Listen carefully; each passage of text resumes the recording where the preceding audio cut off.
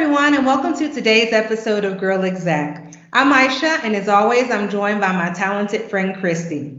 Today, we want to talk about the C word, coaching. We want to share insights around the role of coaching as a development tool. Many organizations use coaching as a way to help develop their leaders, but people often mistake it for mentoring, and it's something quite different.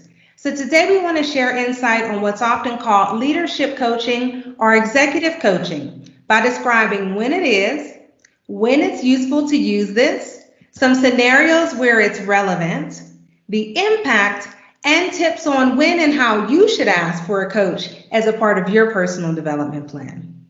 So you might wonder, what happens when you have a coach? Coaching is a one-on-one development experience. Typically, you'll interview several coaches. You will choose a coach to work with.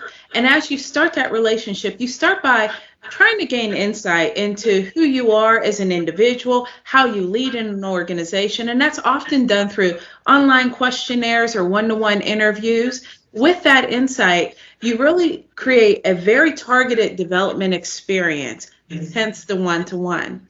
That experience, when it's sponsored by the organization, is usually aligned with your business priorities. So you find the alignment with your business priorities, your development experience, and the outcomes you're trying to achieve.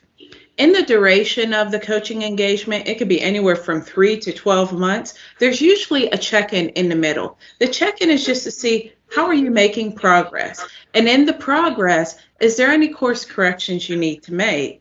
And then at the end, you have a wrap up to see, how has the coaching had an impact on you personally in your development and your overall performance, and subsequently the performance of the organization. So knowing what coaching is, why invest in coaching? Organizations often choose to invest in employees who have high potential, high performance, who are going into a critical moment of change in their career, because these moments can make or break your trajectory. For these people, coaching is really about aligning the leader to the business to help defining the business goals very clearly for that individual, but also lining it up to the leader's individual development plan. And in this way, it allows that leader to maximize their full potential while driving the most in the role that they've been put into. But beyond all this corporate stuff, it's worth noting that many people choose to invest in their own coach, to invest in their own development. And that coach can also become the secret weapon of that individual, because it's that guide on the side. So please don't think that you have to wait for an organization. You can invest in your own coaching process. Absolutely. Aisha already mentioned one of the reasons of when you invest during change and transition. That's very traditional within organizations when you're newly hired or newly promoted into a role. Another scenario could be, you're a high performing employee, but you have hit this hurdle that you're struggling to work past. Often a coach can support your development. They could help you see things that may just be on your periphery and how you move forward. A third scenario is a player's coach. And when you might pull someone in who has worked in your role or worked closely in your industry so that they actually serve as an advisor with subject matter expertise as well as a coach. And lastly is the traditional C-suite coach.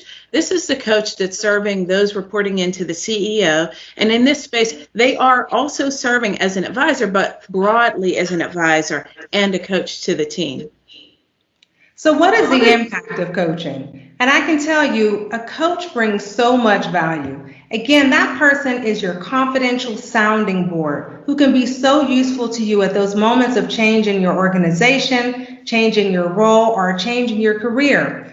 The value of the coach here is that they help you navigate through a lot of that noise and emotion that you're experiencing at those moments of change, either from your team or even within your own mind. And they help you to dig within yourself to determine what's most important. They help you accelerate, and they help you show up the way you want to as a leader. In fact, an article in Forbes showed that 70% of people who go through a coaching process show improved performance, improved relationships, and improved communication skills.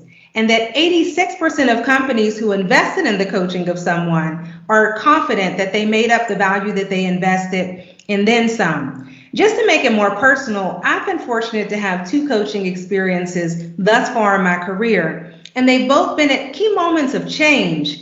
Of course, the coach helped me to define priorities, to onboard in my new role, but I want to share that these coaches, because their relationship is so intimate, they really helped me unlock reservations, unconscious beliefs that I had within myself and about myself, things that maybe weren't even obvious to those on the outside. But when I even think about these two individuals, I credit them with helping change my life because that experience did something for me, both of them from the inside out, that not only have made me a better leader, but a better wife, a better mother. They've impacted my life. So think about coaching as something that can be as meaningful as you make it, but it's definitely a worthwhile thing to pursue.